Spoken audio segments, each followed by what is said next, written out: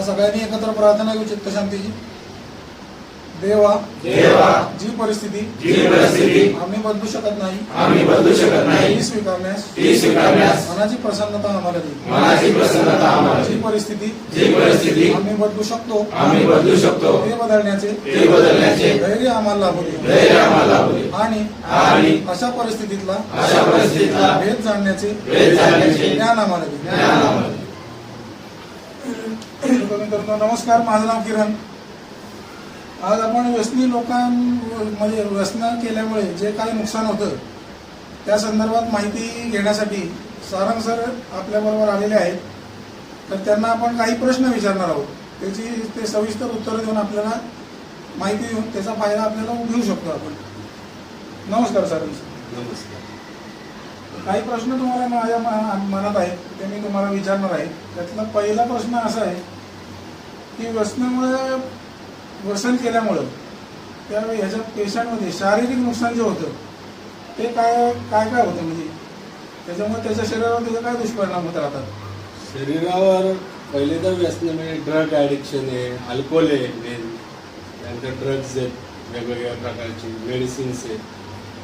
या सगळ्याचं शरीरावर जनरल सांगायचं झालं तर असं परिणाम होतो की पहिलं तर त्यांना जळजळ होणे, मायनर ज्या गोष्टी असतात की ॲसिडिटी होणे, जळजळ होणे, डोकं धरणे, डोकं दुखणे, किंवा नंतर हळूहळू मग त्यांच्या क्रॅम्प्स येणे पायामध्ये, किंवा पुढचे मोठे जे खूप लॉंग टर्म जर करत राहायला व्यसन तर लिव्हर खराब होणे, किडनी खराब होणे, हार्टचे प्रॉब्लेम होणे, BP होणे, शुगर होणे, किंवा काहींना पॅरालिसिसचा पण अटॅक येऊ शकतो. नर्वस सिस्टीम खराब होते, ब्लड सर्क्युलेशन सगळं बिघडतं, पायाला सूज येणे, लिव्हर सिरोसिस किंवा स्किन डिसीज होतात. अशाच म्हणजे वरपासून खालपर्यंत जेवढे पार्ट्स आहेत प्रत्येकच ठिकाणी काही ना काही इफेक्ट व्हायला लागतात. जसं जसं ते व्यसन वाढत जाईल तसे तसे ते इफेक्ट होतात. आणि बरेचदा काय होतं की व्यसनी माणसाला ते समजत नाही, कारण बाहेरून चांगलं असतं सगळं आणि आतून काय पोखरलं जातंय बॉडीमध्ये किंवा आतून काय नुकसान होतं हे मोठं काहीतरी सिम्पटम्स दिसल्याशिवाय तसं लक्षात येत नाही त्यांच्या, आणि ते व्यसन मोठा काळ चालू राहतं बरेचदा. की उपचार न घेतल्यामुळे काही वेळीच थांबणं, त्यांना मेसेज मिळाल्यामुळे हे व्यसन चालू राहतं. आता दुसरा प्रश्न असा आहे की व्यसनामुळे मानसिक ह्याच्यावर जे स्तरावर नुकसान होतं ते कशा स्वरूपाचं होतं, त्यांनी काय होऊ शकतं? मानसिक नुकसान म्हणलं तर मानसिक, भावनिक हे एकच आहे. मनामध्येच विचार येतात, भावना तयार होतात. म्हणजे असा एक सिक्वेन्स आहे की एखादी घटना घडते, मग आपण माणसं विचार करतात, त्यातनं भावना तयार होते, त्याचं वर्तन घडतं, मग त्याचे परिणाम येतात. तर बरेचदा व्यसनी माणसामध्ये मूड स्विंग्स दिसतात. तो अस्वस्थ दिसतो, रेस्टलेसनेस असतो, चंचलपणा ज्याला आपण म्हणतो, किंवा राग येणं, चिडचिड होणं, खूप नैराश्य यायला लागतं, त्याला एकटं वाटायला लागतं. आणि अशा सगळ्या भावनांचा उद्रेक होत असतो किंवा ते चढ उतार होत असतात. म्हणजे घडीत तो हसेल, घडीत रागवेल, घडीत आनंदी होईल. म्हणजे त्याचं त्या मेंदूवर काहीच ताबा राहत नाही, मनावर काहीच ताबा राहत नाही, आणि कशाही विचार यायला लागतात त्याला. सेक्शुअल सुद्धा विचार यायला लागतो वेळ वाटतो, किंवा हार्मोन्समध्ये काही बदल होत असतात त्याच्या. आणि काही वेळेला अनेकांना ती विकृती यायला लागते, आणि त्या ह्याच्यात बऱ्याचशा त्यांच्या हातनं काही घटना घडायला लागतात. तर मेन काय त्यांचं ते मूड स्विंग, अस्थिर मन, म्हणजे त्यांचे डिसिजन जे घेण्याची क्षमता आहे ती बिघडते सगळी, भान हरवतं सगळं. बरेचदा त्यांना तारखा आठवत नाही, दिवस कुठल्या माहीत नसतं, आणि मग कुणाला तरी त्यांना विचारावं लागतं आज तारीख काय, आणि मग कळतं. म्हणजे दिवस आला आणि कधी मावाला. म्हणजे मोठं जेव्हा व्यसनाचा रेग्युलर जेव्हा सुरू होतं, सुरुवातीला सगळं समजत असतं, पण हळूहळू ती मनस्थिती बिघडत जाते त्यांची. असं ते मानसिक स्तरावर बऱ्याच वेगवेगळ्या प्रकारे नुकसान होत असतं. हे भावनिकच सगळ्या भावनांचा तो उद्रेक होणं, मूड स्विंग्स होणं हेच जास्त मेन आहे. आता तिसरा प्रश्न तो असा आहे की व्यसन केल्यामुळे जर कुटुंबावर किंवा आपण ज्या फॅमिलीत राहतो कुटुंबावर त्यांना पण काही गोष्टी सहन कराव्या लागतात. यांना त्रास आपण देतो, व्यसनी लोक आल्यावर त्रास देतो, तर त्यामुळे त्यांना काय काय गोष्टी सहन कराव्या लागतात, त्यामुळे त्यांची मानसिकतेवर त्याचा परिणाम होतो का? 100% होतो. कारण आत्ताच आपण जे बोललो की मानसिक नुकसान, की मूड स्विंग्स होणं, राग येणं, चिडचिड होणं आणि हे जे सगळे पडसाद घरात उमटत असतात. म्हणजे कुणाची तरी आई असेल, कुणाचा भाऊ असेल, कुणाचे वडील असतील किंवा कुणाचा नवरा असेल, कुणाचा मुलगा असेल, या नात्यांमध्ये सगळे भांडणं होणं, कलह होणं किंवा तो बरेचदा काय होतं रात्री पिऊन येतो, राडा करतो, जागवतो, मग त्यांच्या सगळ्या दिनक्रमावर सगळं त्याचा परिणाम होत असतो. तो भांडणं करायला लागतो किंवा तो बरेचदा घरातल्या वस्तू विकतो, घरात ब्लॅकमेलिंग करायला लागतो, पैसे मागायला लागतो किंवा खोटं बोलायला सुरुवात करतो, त्यांना इमोशनल ब्लॅकमेल करतो किंवा काहीतरी अडचणी सांगायला सुरुवात करतो किंवा त्यांच्यावर एक धमक्या देण्याचा प्रकार असतो की मी असंच करून घेईन, मी तसंच करून घेईन किंवा मी मारीन किंवा मी मरीन. म्हणजे मी आत्महत्येचे डोस देणं किंवा मी घरच सोडून जातो, अमुकच करतो किंवा प्रॉपर्टी विकणे, घरातली सोनं नाणं विकणे, अजून काय म्हणतात अगदी म्हणजे भांडी कुंडी सुद्धा ते विकतात किंवा अगदी खालच्या स्तराला जाऊन म्हणजे रद्दी, घरातल्या काही लोखंडाच्या वस्तू, भंगार, टेबल, खुर्च्या जे काहीही करतात म्हणजे ते. आणि त्यातनं लेडीजना त्रास होतात बरेचदा, कुटुंबालाही त्रास होतात, म्हणजे सगळ्याच कुटुंबाला होतात. बरेचदा बाहेरची लोक येऊन त्यांच्या नावाची कंप्लेंट करायला लागतात की त्यांनी असं केलं, त्यांनी तसं केलं, याचा एक त्यांना त्रास व्हायला लागतो. हे सगळं फेस करायला लागतं रोजच्या रोज. ते त्याशी वेगवेगळ्या पद्धतीने बोलत असतात आणि तो त्यांना बोलवच्चन जे आपण म्हणतो ते सगळं तो करत असतो. त्यांना कळत नाही की याला काय करावं काय नाही, कसं यातनं बाहेर काढावं. मग अनेकदा ते कुठल्याही बाबा लोकांकडे जातात, पूजा अर्चा करायला लागतात, कुठलं गंडे धागे दोरे हे सगळं आणायला सुरुवात करतात, पुन्हा अंगारा घालून बघतात, कुठं देवाला नेऊन बघतात. असे विविध प्रकार त्यांना करावे लागतात. त्यामध्ये बरेचदा त्यांची जागरणं होतात, सकाळी उठायला उशीर होतो, मग ते कामावर जायला उशीर होतो. म्हणजे त्या जर कामाला असतील आणि तिथं उशीर झाला तर तिथल्या लोकांचं ऐकायला लागतं. बरेचदा लेडीज हळदी कुंकवाला जातात, तिथं त्यांना बरेचदा त्यांच्यातल्या कोणतरी टॉन्टिंग करतं किंवा वयस्कर आहेत घरातले, त्यांना त्रास होत असतो किंवा त्या अंगावर जात आहेत व्यसनी लोक नशेमध्ये, त्यांच्यावर अटॅक करतात, त्यांना मारतात. असे बरेच प्रकार म्हणजे आणि त्यांना कळतच नाही की आता करायचं काय. इतक्या भयानक स्वरूपाच्या त्रासाला त्यांना सामोरं जावं लागत असतं. आणि फिजिकली मेंटली म्हणजे मानसिक त्रास तर होतातच होतात, शारीरिकही होतात.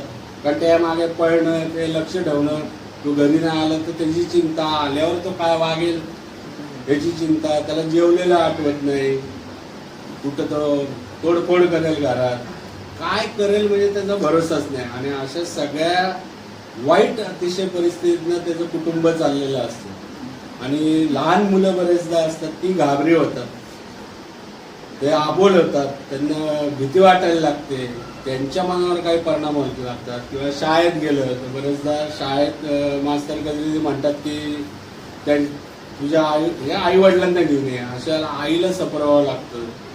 हा व्यक्ती पेलेला असतो आणि तो काय जाऊ शकत नाही, चांगल्या अवस्थेत नसतो.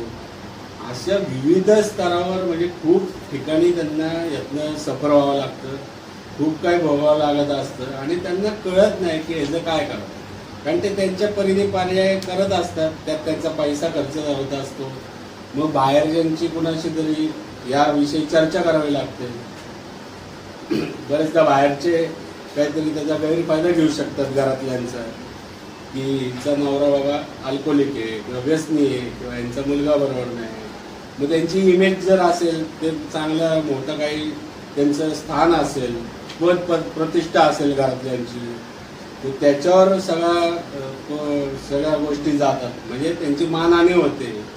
बरेचदा त्यांच्यामुळे पोलीस चौकी बघावी लागते, कोर्टात जावं लागतं, कारण व्यसनी माणसाच्या हातनं काय ऍक्सिडेंट झाला, मारामारी झाली, तर या सगळ्या गोष्टींना त्यांना सामोरं जावं लागत असतं. ते अतिशय भयभीत होत असतात, यांना नैराश्य येत असतं, डोक्याचं चिडचिड होत असते, राग होत असतो. एका बाजूला आपलाच तो नीट झाला पाहिजे याविषयी हे पण असते, त्यांना कळकळ पण असते, आणि सतत त्या सगळ्या विचारांनी ग्रासलेलं असतं कुटुंब. किंवा काही नातेवाईक यायचे बंद होतात घरी, कारण घरात आल्यावर हा काहीतरी त्यांना उलट बोलायला लागतो, किंवा कुठेतरी कर्जच करून ठेवतो, त्या नातेवाईकांकडे जाऊन पैसे मागायला लागतो, आणि मग ते सगळं ते यांना ऐकावं लागतं. उधाऱ्या बाजाऱ्या करतो, मग घरात लोक येतात, म्हणतात अहो तुमच्या मुलाने अमुक केलं, किंवा तुमच्या नवाने पैसे घेतले, किंवा काहीतरी बँकेची कर्जच काढून ठेवतील. हे असं सगळंच स्तरावर, म्हणजे कदाचित मी कमीच सांगत असेल, आणखीनही काही गोष्टी माझ्याकडनं मिस होत असतील. अशा सगळे स्तर स्तरावर त्यांना मानसिक, शारीरिक आणि आर्थिक सगळ्याच लेवलवर त्या कुटुंबाला त्रास होत असतो. अजून एक प्रश्न आहे सर, त्याच्यामुळे ते व्यसन केल्यामुळे काम धंदा त्याच्यावर बऱ्याच वेळा ते काय जाऊ शकत नाही, किंवा व्यसनाच्या याच्यात इतका मागे जातो की त्याच्यामुळे काय नुकसान होतं म्हणजे आर्थिक स्थिती तर समजेच, म्हणजे तो काम धंदा करत असेल, व्यवसाय करत असेल, किंवा नोकरी करत असेल, जे काय असेल ते असेल, तर त्याच्यावर तो दांड्या मारायला लागतो, आणि घरातल्यांना खोटं बोलायला लावतो की मी आजारी आहे सांगा, अमुक आहे सांगा, दांड्या व्हायला लागतात. मग कामावर त्याचा ते तो मानसिकदृष्ट्या तर तो गेलेला असतो, त्यामुळे उत्साह कमी होतो. त्या डोक्यात नुसतं पिण्याचेच विचार असतात बरेचदा, किंवा कामावर काहीतरी तो त्याचं वर्तन बिघडतं, किंवा जाईल आणि हापटेच काढेल, लवकरच येईल, आणि असं जेव्हा सारखं वारंवार घडायला लागतं तेव्हा ती नोकरी जाते, कारण त्याला काम करण्याची ताकदच राहत नाही. दांड्या होतात काही दिवसांनी, मग रेग्युलर जर सकाळपासूनच जर तो प्यायला लागला, लिमिटच नाही राहिलं काही, तर शेवटी नोकरी जातेच, किंवा व्यवसायात ते नुकसान होतच, व्यवसाय बुडतो. आणि समजा एखादा व्यवसाय गिराईक असेल, 10,000 प्यायलेला असला की नीट बोलणार नाही, किंवा याला नेमकं ह्याचं डोकं फारसं चालणार नाही त्यात. किंवा काही जण मी असे बघितले की ते स्वतःच्याच दुकानातले, म्हणजे दुकानात जर हा पितोय म्हणून घरातले येऊन बसले, तर बऱ्याचदा तो जमा झालेला गल्लाच घेऊन जातो. म्हणजे विविध प्रकारे तो पैशाची नासाडीच करत असतो, आणि वर कुठेतरी काहीतरी पैसे माग, ह्याचे त्याकडे पैसे माग, कर्ज करून ठेव, अशाही गोष्टी घडतात. त्यामुळे आर्थिक नुकसान तर होतच होतं, कामधंद्यातही नुकसान होतं, नोकऱ्याही जातात यांच्या, आणि म्हणजे सगळ्या स्तरावर कामधंदा, नोकरी आणि आर्थिक, याच्यातनंच आर्थिक येतं, आणि तो घरातली आर्थिक परिस्थिती बिघडवून टाकतो. कारण त्याच्या हातनं जेव्हा ते सगळं जातं, कामधंदा, नोकरी, तेव्हा तो आर्थिक अवस्था जी असते घरातल्यांची चांगली, ती बिघडवतो. म्हणजे जसं आपण मागाशी बोललो की ते पैसे चोरणं, घरातलं काहीतरी विकणं, किंवा त्यांचं नाव सांगून त्यांची इथं ओळख आहे, तिथं जाऊन मुद्दामून बदनामी, म्हणजे तिथं जाऊन पैसे मागणं, हे सुद्धा म्हणजे कुटुंबाला ते येतच, मागाच्या विषयातच ते आलं. पण अशा विविध प्रकारे ते आर्थिक नुकसान होत असतं, आणि त्याचं जे पिणं चालू असतं त्यात जाणारा पैसा, मग ती रिक्षा, मग आणखीन मित्रांची बिलं भरली, मग काय आणखीन त्यांचा तो चकणा असतो त्याला लागणारा पैसा, ट्रॅव्हलिंग, अशा ह्याच्यात भरपूर पैसा जातो. किंवा काही वेळेला गाडी पडते, त्याला लागतं, ॲक्सिडेंट होतो, मग दवाखाना आला, मग डॉक्टर आले, मग विविध मार्गे तो पैसा त्याचा तर जातोच, तो संपल्यावर शेवटी घरातले सफर होत असतात, आणि घरातल्यांचे पैसा त्यात जायला लागतो. असा सगळा मोठा तो नुकसानाचा भाग. शेवटचा प्रश्न सर, आता येणारा माणूस जेव्हा समाजात जातो तेव्हा सामाजिक स्तरावर त्याचं काय काय नुकसान होतं, हे समाजाचं त्याच्याविषयी काय मत म्हणतं, किंवा तो कसा वागल्यामुळे काय त्याच्यावर परिणाम होतो? समाजात जाताना जसं आपण म्हणलं ना की मानसिकताही बिघडलेली असते, आणि त्याच्या डोक्यात एकच असते की मला काही करून व्यसन करायचं. जेव्हा व्यसन वाढत जातं, आणि त्याला ते क्रेविंग येत जातं, त्याला ते कळत नसतं की आता त्याला एक तर थांबवायचं नसतं, किंवा थांबवता येत नसतं, असे दोन्ही प्रकार असतात. आणि त्याला काहीतरी करून व्यसन करायचं असतं. आता घरातले वैतागलेले असतात किंवा त्यांचं आर्थिक स्थिती खालावलेली असते किंवा ते पैसे लपवायला सुरुवात करतात किंवा त्याला नकार द्यायला सुरुवात करतात पैशाला किंवा त्याच्यावर कुणा तरी एखाद्या वेळेला घरातल्यांचा धाक असतो. अशा वेळेला मग तो समाजात खोटं बोलणं की माझ्या आईच ॲडमिट आहे, त्याला पैसे दे, मला भूकत लागली जायचे किंवा जॉब शोधायला जायचे, त्याला पैसे दे, असं सगळं समाजात खोटं बोलणं चालू होतं. समाजात त्याचं वर्तन बिघडतं. मग ते शिवीगाळ, जसं आपण म्हणलं मगाशी की स्वभाव दोष खूप निर्माण झालेले असतात.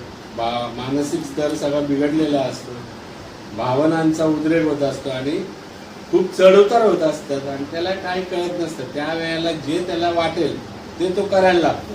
मग त्याला असं वाटतं याला आता मी एखादा पैसे नाही म्हणला म्हणून नाव ठेव, त्याला शिव्याच दे, कुठं भांडणच कर किंवा खोटं बोल, त्याला विनवण्याच कर, बोलबच्चन कर, म्हणजे कुठेतरी काहीतरी करून त्याला टोप्या घालायच्या, फसवणूक करायची, वारंवार खोटं बोलायचं, भांडणं किंवा मारामारी करायची, शिव्या गाळ्या करायच्या, कुणाच्या तरी त्यांच्यात बाहेर काहीतरी भांडण लावायची.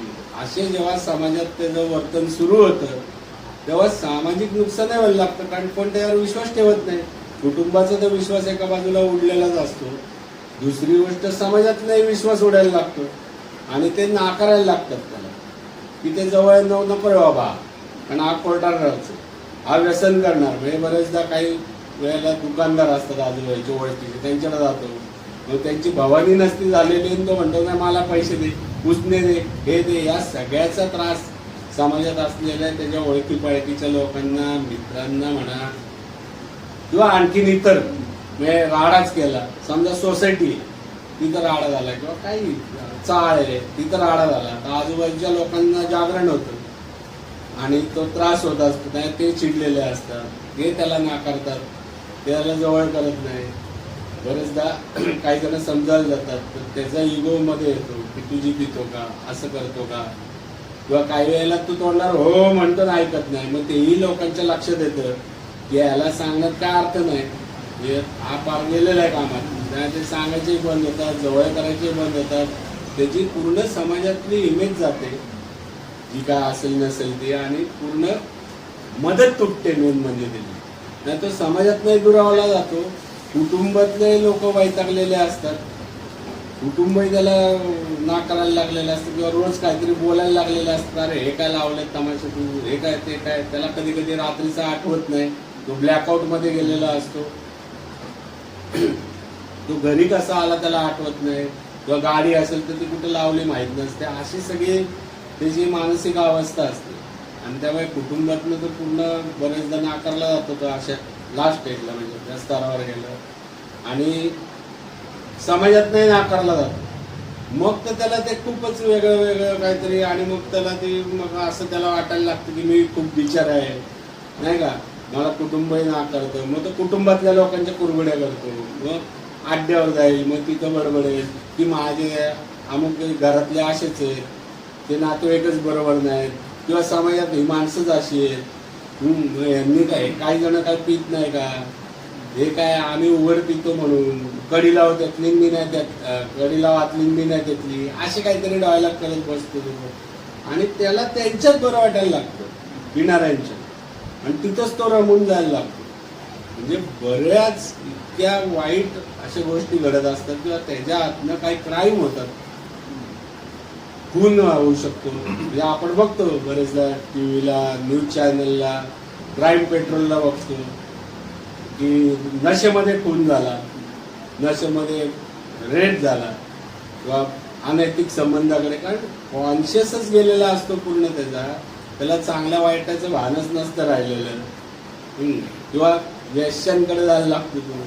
अशा ठिकाणी गेल्यावर जे काही संस्कृती जी असते, संस्कार जो असतो की बाबा हा माणूस म्हणजे सज्जन, हा माणूस म्हणजे चांगला, नाही का, हे सगळं त्याच्यापासून दुरावलेलं असतं. हे लोकांची मतं सगळी गायब झालेली असतात. या सगळ्या वर्तनाची छाप त्या कुटुंबावर आणि समाजावर अशी दोन्हीकडे जी पडत असते. त्यामुळे हे सगळं त्याचं गेलेलं असतं त्याची इमेज, आणि त्यालाही कळत नसतं की आता काय, पण त्याला ती नशा काही सुचू देत नाही.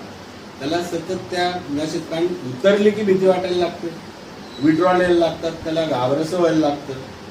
जसं आपण म्हटलं शारीरिक नुकसान म्हणजे थरथरी होणं, थरथरी व्हायला लागते, अँगोर व्हायला लागतं. मग त्याला असं वाटतं कधी पितो, आणि मग पिण्यासाठी परत तेच तेच तेच तेच काहीतरी चालू असतं. काही जण बरेचदा 8 ग्लास विसायला 8 कामाला लागतं, कोण वेटर म्हणूनच कामाला लागतं. म्हणजे विविध प्रकारे तो स्वतःचं तर नुकसान करतच असतो आणि कुटुंबाचंही नुकसान करतो. कळत न कळत आजूबाजूच्या लोकांना नाही, त्याचं इंटेन्शन नाही की आजूबाजूच्या लोकांना त्रास होता, पण घरात राडा झाला, आरडाओरडा झाला की शेजार पाजार सगळा समाज दुखावला जातो, त्यांना त्रास होतात, त्यांची जागरणं होतात, समाजात टोप्या घातल्यामुळे त्यांची फसवणूक होते, त्यांना त्रास झालेला असतो. किंवा पिऊन आला तर काही जण त्याला घाबरायला लागतात, काही जण त्याला मारतात पकडून की दारू पिऊन इथं आला, इकडे झोपला, कोणीतरी नशेमध्ये कुठेतरी जाऊन झोपतं, कुणातरी भलत्याच घरात शिरतो किंवा भलत्याच सोसायटीत शिरतो नशेमध्ये, किंवा गाडी एखाद्याची भलतीच घेऊन येतो. असं काय वाटेल ते तो व्यसनी माणूस करत असतो. आणि त्यामुळे सगळंच म्हणजे सगळंच खरं तर ती मानसिकताच बिघडलेली असते.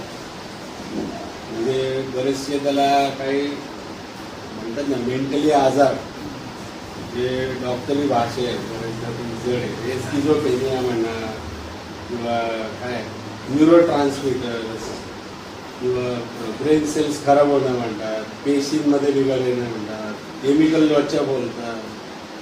तो सायकोलॉजिस्टची भाषा आहे, ती सायकोलॉजिस्ट भाषा आहे किंवा सायकोलॉजिस्ट सुद्धा बोलत असतात. पण मला असं वाटतं बरेचदा, मला असं जाणवतं की ती भाषा खूप जड आहे. तर सर्वसामान्यांना अगदी सगळ्यांना समजेल अशी भाषा काय, तर मानसिकता बिघडते, भावनांचा उद्रेक होतोय, भावना आटोक्यात नाहीये, विचार थाऱ्यावर नाहीये, ज्याला साधी लोक म्हणतात त्याचं डोकं जागेवर नाहीये, कसाही तो वागतोय. तर ही साधी सोपी भाषा जी आहे ना, बरेचदा अल्कोहोलिक्सना कळते. बरेचदा काही वेळेला जड भाषा जी असते, म्हणजे असतात, मी सुद्धा ऐकलेली सायकोलॉजिस्ट जे बोलत असतात की discomfort anxiety, ego anxiety, manipulation वगैरे. काही वेळेला मी असं म्हणत नाही, ते बरोबरच आहे ते सांगतात ते, पण काही वेळेला ती बरेचदा काही लोकांच्या डोक्यावर न राहते. म्हणून त्यांना काय गरजेचं असतं की तो बेजबाबदार झालेला आहे, त्याचं गैरवर्तन सुरू आहे, कर्तव्याचं तो पालन करत नाहीये, त्याच्या घटनेकडे बघायचं किंवा दृष्टिकोन ज्याला आपण म्हणतो, ती एक विचारधारा बिघडलेली आहे. असं जे साधं सोपं जे असतं ना, ते मला असं वाटतं बऱ्याचशा अल्कोहोलिक्सने कळतं. कारण आता हे मीटिंग्स म्हणजे 1935 साली अल्कोहोलिक अनॉनिमस या संस्थेची सुरुवात झाली आणि तेव्हापासून अनेक अल्कोहोलिक्स किंवा व्यसनी लोक काय करत होते की तिथं जाऊन जर मीटिंग ऐकून जेव्हा ते थांबायचे तेव्हा साधं शेअरिंग करायचे आणि शेअरिंगच्या माध्यमातून दुसऱ्याला रिअलाइज व्हायचं की अरे हो, मी पण असंच वागत होतो, माझ्या बाबतीत असंच घडत होतं की माझं असं नुकसान होत होतं. मग शारीरिक स्तरावर मला अशा गोष्टी होत होत्या. मग कोणतरी सांगत असते की अरे मला उलट्या व्हायच्या, मला अमुक व्हायचं, मला त्रास व्हायचा, मला हँगओव्हर व्हायचा. असं जे सांगणं असतं ते सर्वसामान्यांना समजणाऱ्या गोष्टी आहेत. किंवा माझ्यातनं चोरी झाली किंवा माझ्यातनं भांडणं झाली, माझ्यातनं मारामारी झाली, असं जे शेअरिंग असतं, जे सुधारलेले व्यसनी आहेत. म्हणजे हा जो 12 पायऱ्यांचा प्रोग्राम आहे, 12 स्टेप प्रोग्राम, तो घेऊन अनेक जण ते शेअरिंग करतात आणि त्याचा खूप अल्कोहोलिक्सना व्यसनी लोकांना फायदा होतो. म्हणजे तो अनेकदा मला पण झालेला आहे किंवा अनेकांना होताना दिसलेला आहे. अनेक वर्ष अनेक ठिकाणी भारताच्या बाहेर त्या मीटिंग्स अल्कोहोलिक अनॉनिमसच्या चालतात आणि जो तो आपल्या अनुभव शेअर करत असतो की नुसतं नुकसान असं नाही, पण ते नुकसान होताना माझे विचार कसे होते, काय होते. कारण काय शेवटी सायकोलॉजिस्टचं तर महत्त्व आहेच, त्यात काय डाऊटच नाही, पण त्यांचं ते जे ज्ञान आहे ते म्हणजे ते कल्पना करू शकतात की याला विड्रॉल येतात म्हणजे काय होतंय किंवा त्याला भास होतात म्हणजे काय होतंय, की ते पुस्तकातनं नॉलेज घेऊन ते सांगू शकतात. पण जो अल्कोहोलिक माणूस आहे त्यांनी अनुभव घेतलेला असतो की विड्रॉल म्हणजे नेमकं काय, डोकं धरणं म्हणजे नेमकं काय, ते क्रेविंग होणं, पिण्याचं क्रेविंग होणं म्हणजे काय याचा तो अनुभव असतो. आणि बरेचदा त्या सुधारलेल्या अल्कोहोलिक्स जे आहेत किंवा सुधारलेली जी लोक आहेत, व्यसन सोडलेली लोक आहेत, प्रोग्राम घेतलेली लोक आहेत आणि त्यांच्या शेअरिंगचा किंवा त्यांच्या सांगण्याचा बरेचदा असे सगळ्या व्यसनी लोकांना फायदा होतो, असं मला बरेचदा आढळून आलेलं आहे. कारण ते सांगत असतात मी जबाबदारीच घ्यायचो नाही, पैसेच कमवायचो नाही आणि घरातच पैसे मागायचो. आता मी नाही, आता मी नीट झालोय, आता मी जॉब करायला लागतोय. मग त्याला असं कळतं अरे आपण आता जॉब केला पाहिजे, आपण हे व्यसन सोडलं पाहिजे, व्यसनाचे हे दुष्परिणाम आहेत, त्यांनी एवढं भोगलंय, ते कुटुंबाने भोगलंय, हेच आपले पण अनुभव आहेत आणि ते बरेच जणांचे मॅच होतात. फक्त काहींचं वेळ, काळ, स्थळ, व्यक्ती हे सगळं वेगळं असू शकतं. त्या घटना घडत असताना म्हणजे पिण्याच्या काळात जे काही घटना घडतात, आपण जे बोललो की शारीरिक, मानसिक, आर्थिक, कौटुंबिक, सामाजिक, तर कुटुंबात होणाऱ्या गोष्टी की सगळ्यांकडनं सगळेच प्रकार घडतातच नाही की सगळेच आता चोऱ्याच करतील, सगळेच मारामारच करतील किंवा सगळे वस्तूच विकतील किंवा सगळेच कर्ज काढतील असं नाही. कोणी कर्जच काढेल, कोणी वस्तू विकेल, अशा बऱ्याच भानगडी पण व्यसनी माणसांच्या बाबतीत होत असतात आणि वेगवेगळ्या स्तरावर नुकसान होत असतं. आणि हा जो 12 पायऱ्यांचा जो प्रोग्राम आहे ती नाही, त्यावर आपण पुढे परत बोलूयाच त्या प्रोग्रामविषयी. पण त्या प्रोग्रामचा खूप मोठ्या प्रमाणावर व्यसनी लोकांना फायदा होताना दिसलेले आहे. त्यामुळे हे नुकसान थांबायला पाहिजे. पहिलं तर व्यसन थांबवावंच लागतं. बरेचदा मग त्यासाठी काय होतं की तो अल्कोहोलिक अनोनिमसच्या मीटिंगला जो डायरेक्ट जातोय त्याचं ठीक आहे, पण काही जणांना ते डायरेक्ट जाण्याची सद्बुद्धी होत नाही. म्हणजे बरेचदा मेंबर मेसेज देतात घरी जाऊन किंवा अनेकांना मेसेज देतात, पण तरी तो यायला तयार नसतो. अशा वेळेला ते रिहॅबचं महत्त्व असतं आणि मग त्याला रिहॅबिलिटेशन व्यसनमुक्ती केंद्रात दाखल केलं जातं.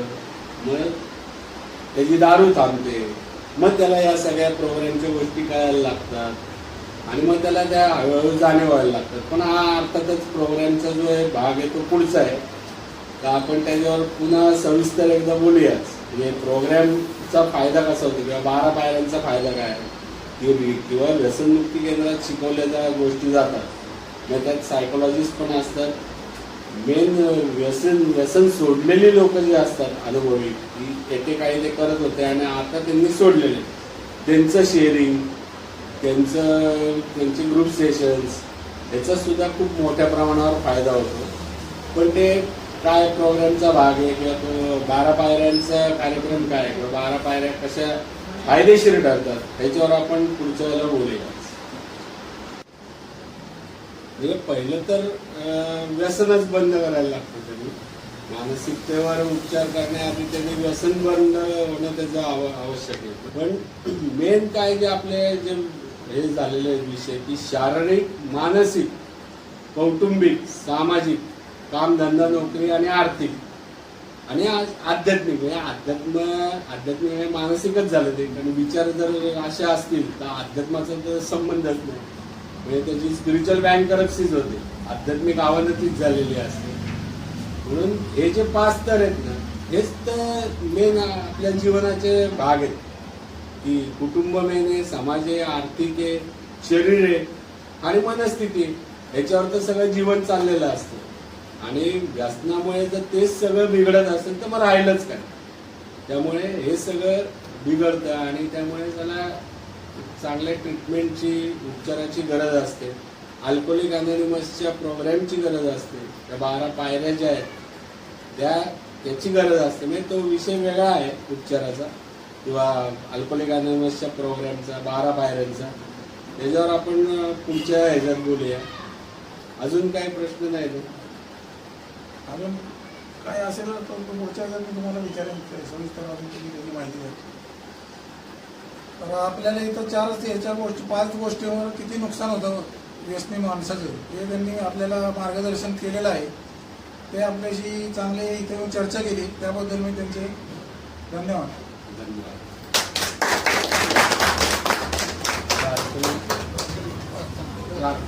चला पण सगळ्यांनी मला शांतीची प्रार्थना घेऊ, चित्त शांतीची. चला. देवा देवा जी परिस्थिती जी परिस्थिती आम्ही बदलू शकत नाही आम्ही बदलू शकत नाही ती स्वीकारण्यास ती स्वीकारण्यास मनाची प्रसन्नता आम्हाला दे. मनाची प्रसन्नता आम्हाला जी परिस्थिती जी परिस्थिती आम्ही बदलू शकतो आम्ही बदलू शकतो ती बदलण्याचे ते बदलण्याचे धैर्य आम्हाला लाभू दे. धैर्य आम्हाला लाभू दे. आणि अशा परिस्थितीतला अशा परिस्थितीला भेद जाणण्याचे वेळ जाण्याचे ज्ञान आम्हाला दे. ज्ञान आम्हाला